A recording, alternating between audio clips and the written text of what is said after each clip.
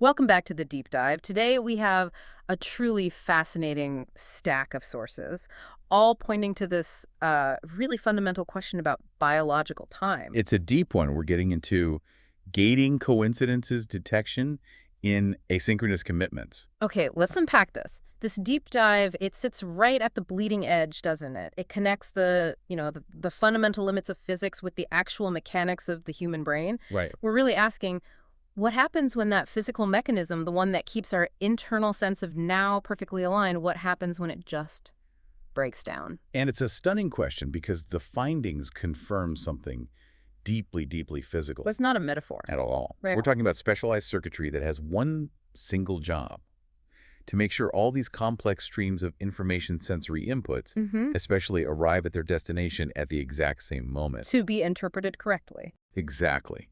And if that timing mechanism fails, the brain literally loses its grip on the timeline of reality. I mean, the breakdown of these incredibly precise sub-millisecond metrics, that is the physical measurement of asynchronous commitment. So the network has just lost its ability to agree on what now is. It can no longer agree on a shared timeline. And the sources we have, they really force us to connect these tiny sub-millisecond biological events to huge high-level cognitive functions, going from fat molecules all the way to consciousness. It's quite elite. So to start, let's meet the main players here, the workhorses of this whole temporal gating system.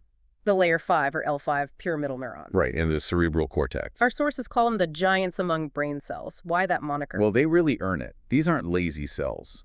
Most cortical neurons fire maybe once per second. Right. L5 neurons can fire up to 4 times per second. They're metabolic monsters. Mm.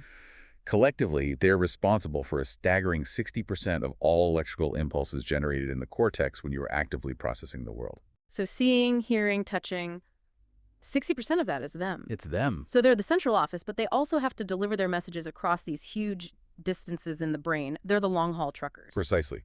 They send signals through these enormous axonal projections all the way down into a part of the thalamus called the posteromedial nucleus, or POM. And that creates the corticothalamic loop. The essential loop. Think of it as the ultimate relay system.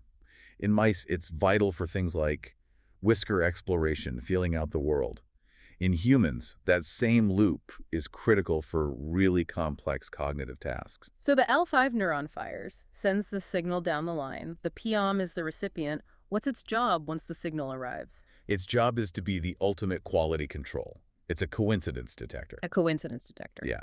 For the sensory world to make any sense at all, the messages arriving at the POM have to converge synchronously at the same time. Okay, give me an example. Imagine you touch a piece of sandpaper. Signals for pressure, temperature, the velocity of your movement, they all travel via different paths. But they must land at the POM at the exact same moment. If they arrive asynchronously, even a millisecond apart, the information just loses its meaning.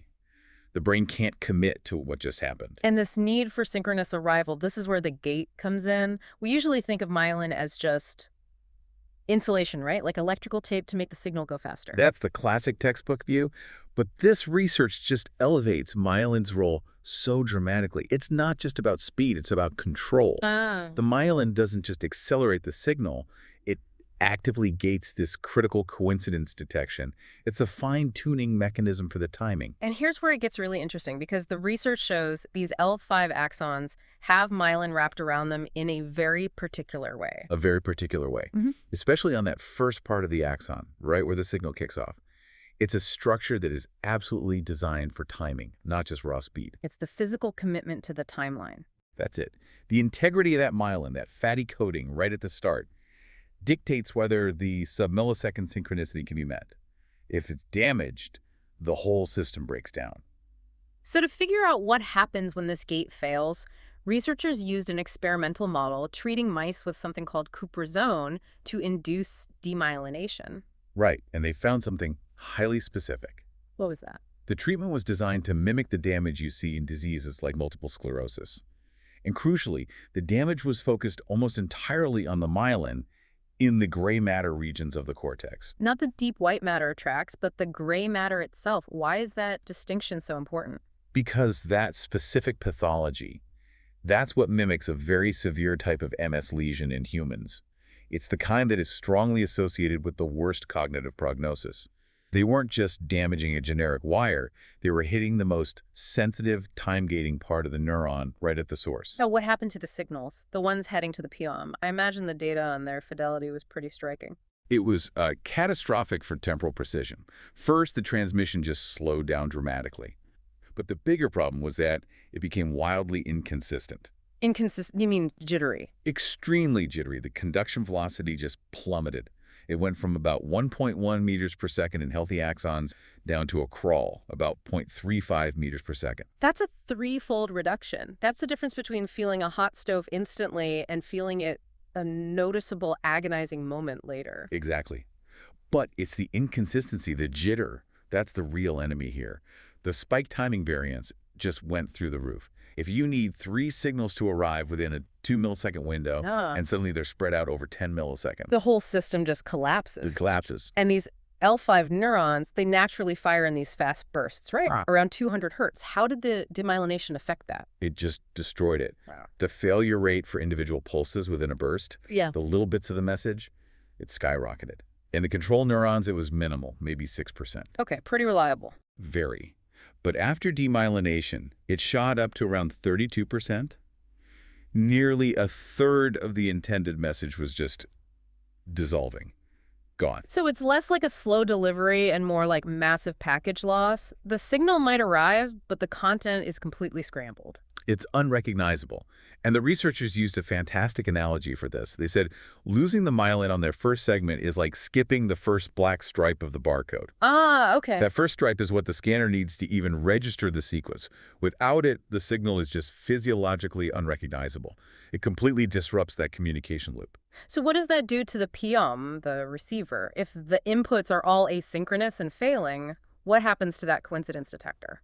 Well, its window of temporal integration widens a lot. Its whole job is to commit only to events that arise simultaneously. But now it can't tell. Right. With all the jitter and slowing, the POM starts accepting messages that are far apart in time as if they happen together.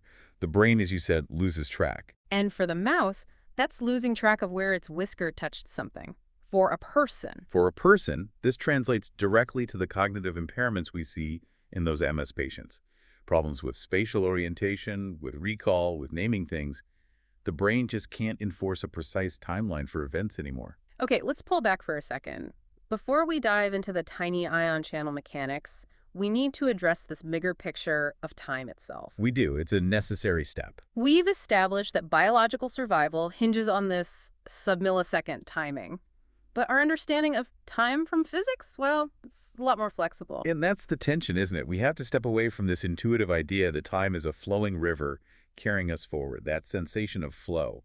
It's really a biological construct, a biological hallucination, some would say. So if it's not an agent, if it's not a river pushing things along, what is it? From a physics perspective, it's purely operational. It's a ruler. It's just a way of ordering events.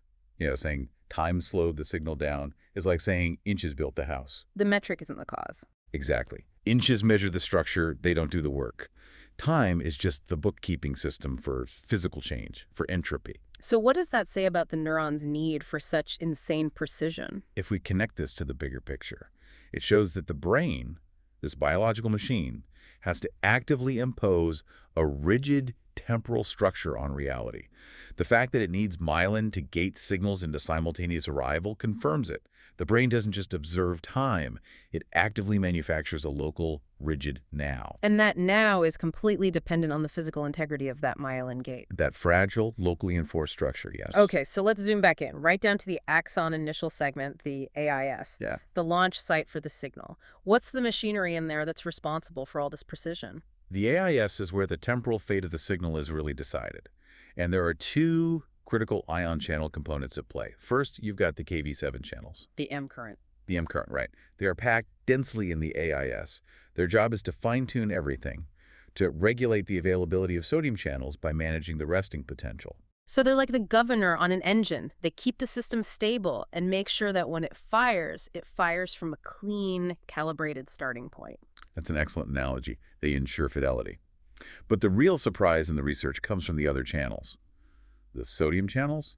or Navy channel. Which are the main power source for the signal. Right, for the upstroke. Yeah. But recent findings show they have a surprising dual function. And what's that? They also provide a sub-millisecond super rapid entry route for calcium ions, K2 plus Ni-T, into the axon. Wait, sodium channels are letting calcium through? They are, in tiny, tiny amounts. The computational models predicted a calcium conductivity of only about 0.4%. That is tiny. Why does that microscopic calcium influx even matter? Because it acts on that critical sub-millisecond scale. It's just enough to help regulate the action potential's waveform, probably by influencing other channels. It ensures the precise, fast repolarization you need for those reliable, high-frequency bursts. It's a mechanism built for maximum precision with minimal latency. Remarkable. So much depends on this tiny 2.4% side hustle. So let's tie this back to the pathology. You lose the myelin. What happens to the origin of the signal itself, right there at the AIS? The whole system becomes pathologically unstable. The L5 neurons become generally hyperexcitable. You see more spontaneous activity, these upstate APs. But the really profound breakdown is the generation of ectopic APs. Ectopic spikes, so signals that are initiated in the wrong place. That sounds like a total failure of launch control. It is. These are action potentials that start distally in the axon, way down the line, far from the precise calibrated environment of the AIS. And how common was that? They were seen in nearly 15% of the demyelinated neurons. And here's the kicker. They were never seen in the healthy myelinated neurons. Not once. Wow. So losing the myelin doesn't just make the signal slow and jittery. It fundamentally scrambles the origin point, generating these spontaneous unwanted spikes that just pollute the entire information flow. So what does this all mean then? The physical gate, the myelin, it's required to keep that sub-millisecond timing reliable, both at the launch and during the journey. Right. And when that gate fails, you get two disastrous outcomes.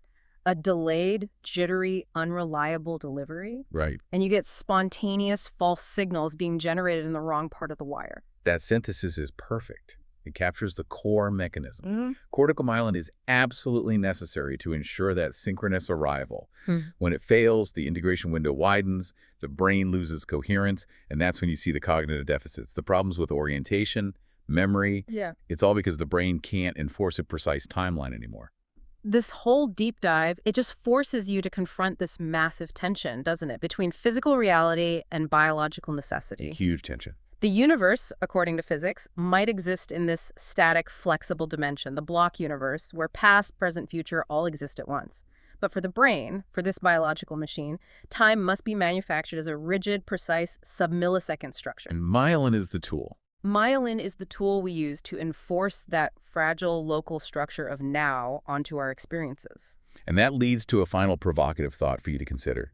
If time is fundamentally just the ordering of events, and maximum entropy, the ultimate fate of the universe, is already down the road in that dimension. Yeah. Consider this. Okay. Does the loss of temporal gating in our neurons not only break our local sense of now, but maybe, just maybe, does it hint at the underlying static nature of the universal timeline?